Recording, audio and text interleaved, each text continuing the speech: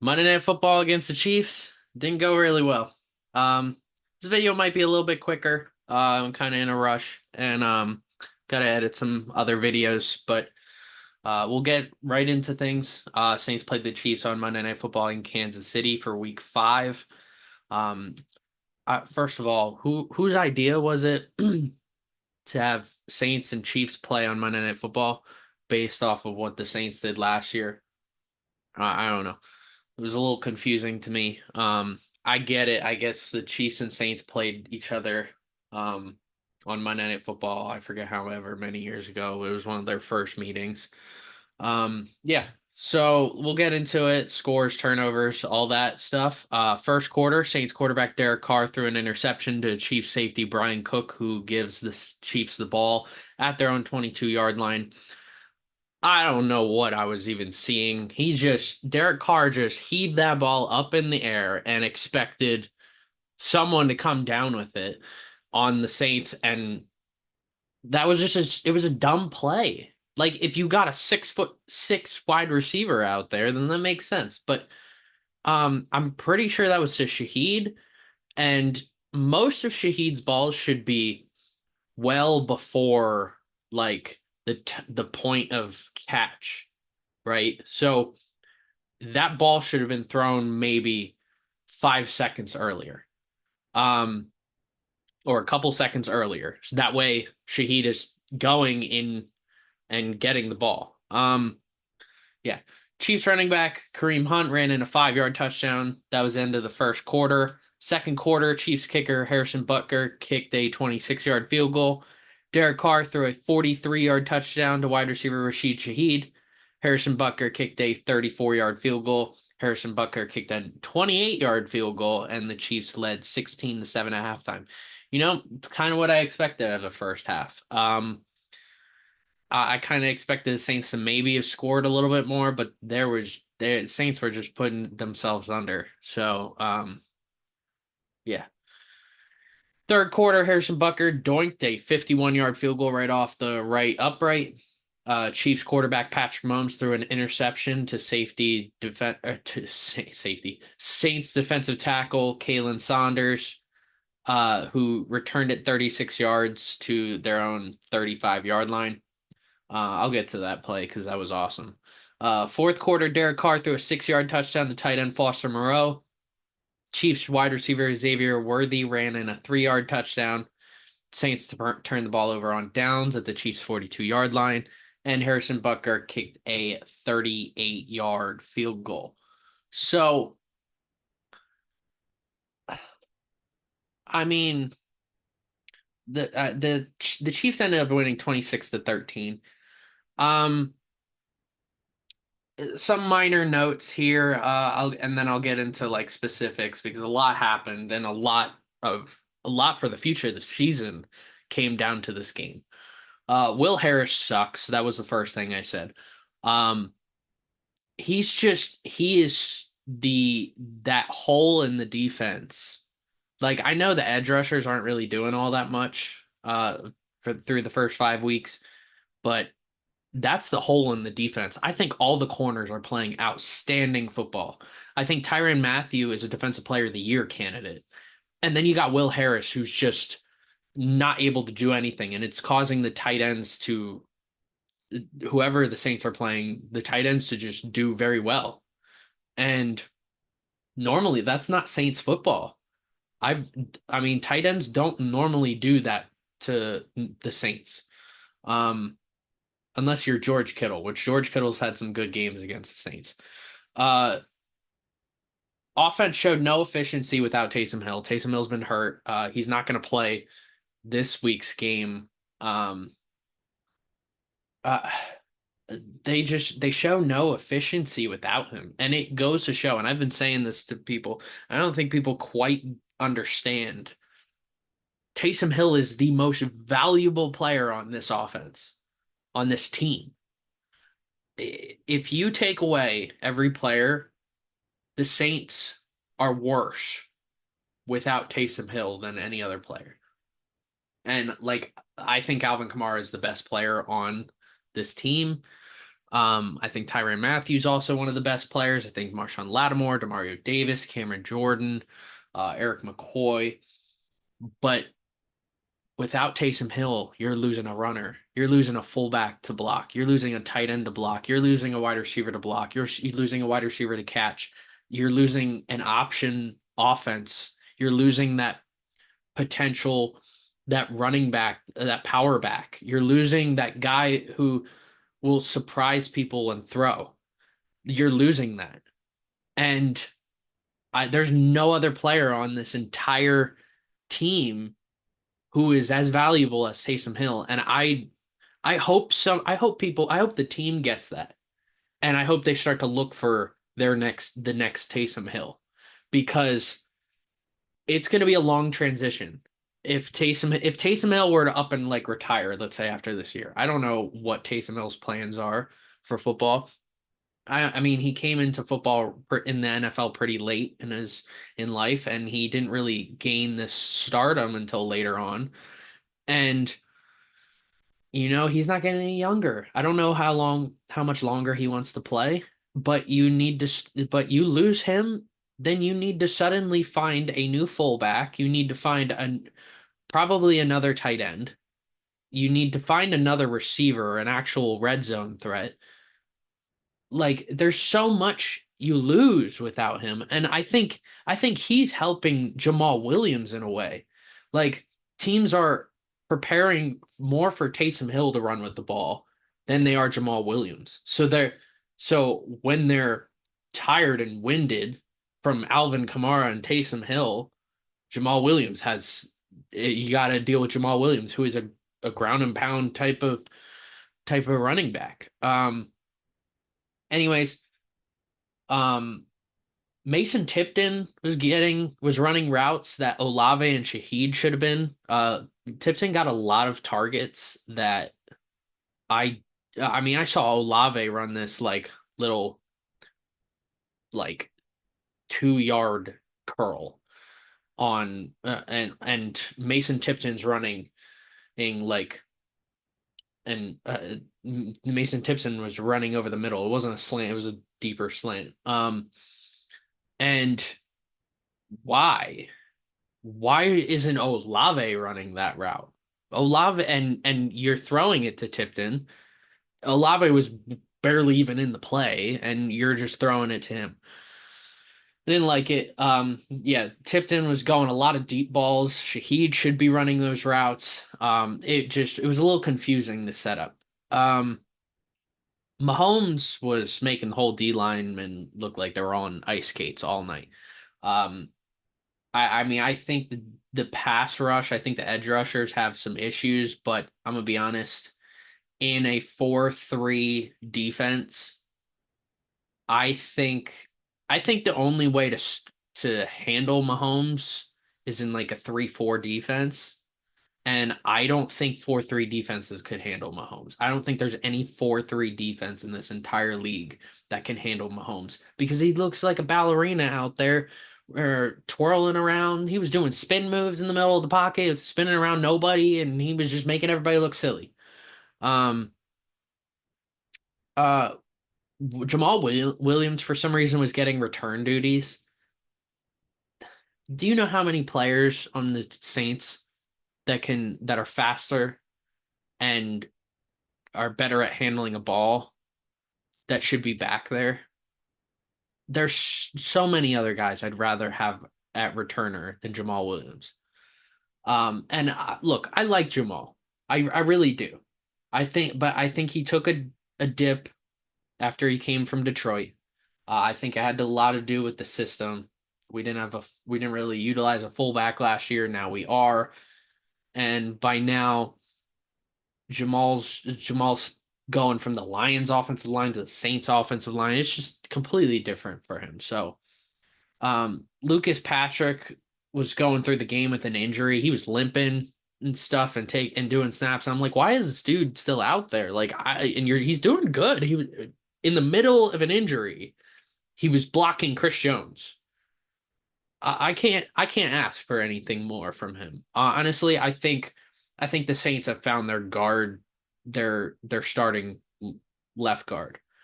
Um, because this dude's a baller. I like I don't know where he came from. I wasn't expecting this from him. And yeah, he played well, but he had the injury. So Connor McGovern, who was just signed off the street from the Jets, uh, he comes in for him. He played okay.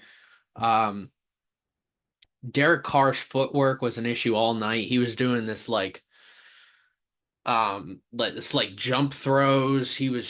Throwing he was trying to look like Brett Favre and Jordan Love and Aaron Rodgers, all three throw very similarly, like those jump throws, and don't ever recommend anyone ever doing that ever. But it just works for those three for some apparent reason.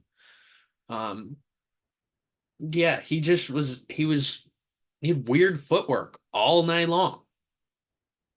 And Tipton again was thrown way too much, which made me think they were throwing to Tipton because they were testing to see how good he was before they made a move for Davante Adams. Usually they'll test, like if a team is aiming to get a wide receiver or tight end, you'll see them throw a lot more to the position they already have before they make the trade, so they can think, all right, do we before we make a trade for a superstar, do we already have a superstar on the team? The answer is no. I think Tipton made some cool catches that were out of bounds, but not Devonte Adams level. So I kind of, especially with how the whole Jet situation right now, I think what sucks for Devonte Adams is the two teams he wanted to go to. One fired their head coach, and they don't even know what the system's going to look like. They don't even know what the team is going to look like from the scheme perspective on offense. Um, they don't even know if they're going to need a wide receiver or not. And then you got the Saints, and Derek Carr gets hurt. So it sucks for him. I do think the Saints are still in the running, and I think Rattler, which I'll get to that, would do very well with Devontae Adams. The offense just showed no pizzazz. That's the word I used without Taysom Hill. There was no creativity, not much guys in motion. When there was penalties. Um, Yeah, you got to find Taysom Hill's not going to be playing this week, so you got to find a way to get some creativity going. Derek Carr left the game late with an oblique injury, and Jake Haener came in with about 3 minutes left in the game. Derek Carr's going to be out for a few weeks. I immediately thought, oh, Jake Haener's probably going to start. I didn't want that. I wanted Spencer Rattler. But the Saints are doing what the fans really want right now. The Saints, I think a lot of fans already know what they see in Hayner, and that's not really anything spectacular. I think he can be a solid backup to come in for times like this. But Rattler is a rookie and he's shown potential in college. I mean, he was Heisman candidate for a few years. And he had inconsistencies in college and he went to multiple different colleges, but I mean, it's time now. And I mean, you got to see what this guy can do. I think in the preseason he showed a lot of potential. He showed poise, and that is preseason, so I'm not going to say a ton about that.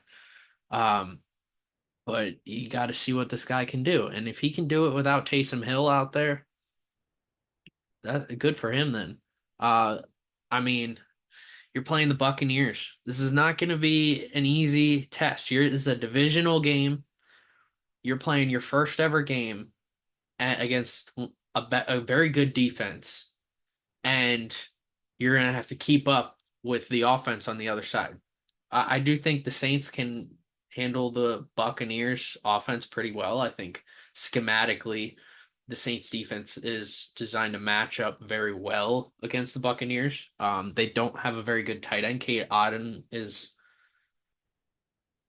okay, here and there. Um, but they rely more on their receivers, especially from the slot. And the Saints defense, I mean, we're going to see another Lattimore and Evans matchup. Maybe a fight will break out, maybe a suspension. I don't know. I'm looking forward to that. Um, and we'll have Paulson Adebo's probably Alante Taylor's probably going to be on Godwin, and because Godwin's been playing a lot more slot, but other than that, I'd like to see Paulson Adebo on Godwin, and then Alante Taylor can play whoever it is that ends up being that third receiver for the Buccaneers, because I know they've been with injuries and other rookies and veterans that they brought in. They're trying to figure out who that third receiver can be. So who knows? Um, really, you got to look out for, I think, Bucky Irving out of the backfield. I know Rashad White is the starter, and I think Rashad White's a solid running back. But get out receivers out of the backfield. That's probably the main concern that you got to look for is someone like Bucky Irving. Um, Buccaneers offensive line isn't that great, so you got to be able to like the weakness of Saints defense right now is the edge rushers outside of obviously Will Harris, but you got to be able to dominate from the line of scrimmage. And then the opposite, I mean, you're going to see Rattler against, I mean, a future Hall of Famer, Levante David. Some big guys on that defensive line like Vita Vea. And I mean, you got Zion McCollum has had a really good start to the year for the Bucks. He seems to be shutting down everybody that's in front of him, so he'll more than likely shadow Olave. But I, if the Saints lost this game by a close margin, I think I'd see and Rattler had a solid game, I'd see that as a win. Um, I just want to see something out of Rattler. I just want to see is this guy the future? I've never been so refreshed to see a quarterback like all right from a Saints minded perspective. I mean, I but when I started becoming a fan of the Saints, Drew Brees was the quarterback. This was before they won the Super Bowl. And so all I've known for the last however many years is Drew Brees. I think with Jameis Winston and Teddy Bridgewater, it was more of like borrowed trust based off what they've done good and what they've done bad. Um, and you know what, Teddy was, um, I wouldn't say reliable. I think he did his job, for the time being. I know he went undefeated for a little bit with the Saints, and uh, he didn't. His stats weren't that good. So that was a great team he was a part of. And Jameis, I loved watching Jameis Winston. He, I wouldn't say he turned the ball over a lot. Like he didn't turn the ball over a lot like he did with the Bucks. I think he was very efficient at his best. He was an MVP candidate at his best. He was throwing 6 touchdowns against the Packers. Before the Bucks injury, he was one of the best players in football. So I think, I mean, it was fun to watch him, but he just couldn't return to that. And on top of that, Sean Payton left. There was so much that went wrong for Winston to fail, and I don't blame Winston at all for that. So, I really liked what I saw out of Winston, and since then, I mean, at one point Trevor Siemian was in when Breeze got hurt. I hated watching that. Andy Dalton was the quarterback. I knew when Andy Dalton was, and I'm talking to you Panthers fans, when Andy Dalton's your quarterback, you gave up on the entire season. I'm telling you that right now. Andy was a good quarterback. He is not anymore. Um, yeah, but I've never been more refreshed. I think like, all right, my Eagles side, the last time I've been refreshed by a quarterback was Carson Wentz. Hurts, when Hurts came in, Wentz was already on the team. So it wasn't like a refreshing thing. It was more of, okay, here's another quarterback. Let's see what this guy can do. And he ended up developing very well into an MVP candidate and taking the Eagles to the Super Bowl. But before that, it was Carson Wentz. When Carson Wentz was the starter, I mean, it was refreshing. It was, if this guy fails, then we're just still in the same situation. But if this guy's the franchise quarterback, then it's up from here. And it was. And I think with the Saints, it's the same thing. If Rattler fails, I mean, you're kind of in the same boat you were last year. And with Rattler wasn't drafted to be a franchise quarterback or anything, but he had a lot of potential and fell in the draft because of inconsistencies. So there's potential there. And Kubiak's offense is designed very well. So it should benefit him. Um, I'm very excited. I'm really excited to see this game. And I really hope Derek Carr heals from this injury quickly. Um, I said it before the year. I said it in other videos. You can go back to any of the other videos. Derek Carr, I wanted him to start the year because he deserved it. And you know what? He deserved it. I mean, he has, before this Chiefs game, he was playing very good. This Chiefs game just it showed me last year's Derek Carr, and some of the decision making was terrible. There was a lot of deep throws last night, and it was horrendous. So, uh, I'm looking forward to Sunday. Yeah.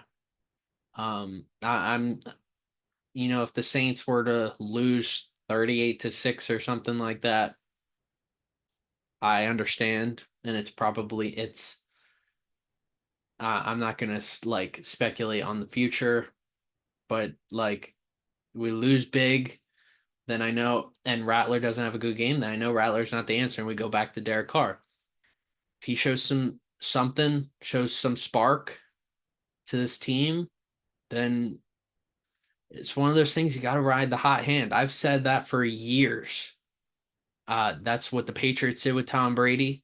That's what the Eagles did with Nick Foles. Um, Twice. I mean, when Wentz got hurt, you put in Foles.